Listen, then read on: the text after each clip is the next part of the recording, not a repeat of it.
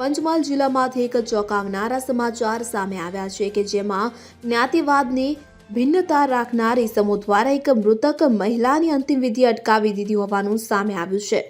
મળતી માહિતી અનુસાર પંચમહાલ જિલ્લાના ગોગંબા કંકોડા કોઈ ગામે જ્ઞાતિવાદની ભિન્નતા રાખનાર ઇસમો દ્વારા અંતિમ વિધિ અટકાવી દેવામાં આવી હતી। વિગતો મુજબ કંકોડા કોઈ ગામના નાયક પરિવારની મહિલાની પ્રસૂતાના 12 દિવસ બાદ મૃત્યુ થયું હતું કે જેથી અંતિમ વિધિ માટે તેમના વતન કંકોડા કોઈ ગામે લાવવામાં આવ્યા હતા। જો કે ગામના સ્મશાનમાં અંતિમ વિધિ કરવાની ગામના કેટલાક લોકો દ્વારા મનાઈ કરવામાં આવતા મૃતદેહને 2 દિવસ ઘરમાં રાખવો પડ્યો હતો, જે બાદમાં પોતાની માલિકીના ખેતરમાં મહિલાના અંતિમ સંસ્કાર કર્યા હતા।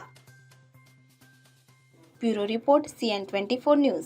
હવે જુઓ દેશ દુનિયાની તમામ ખબરો તમારી આંગળીના ટેરવે। ઉઠાવો મોબાઈલ અને Google Play Store પરથી ડાઉનલોડ કરો અમારી CN24 ન્યૂઝ મોબાઈલ એપ।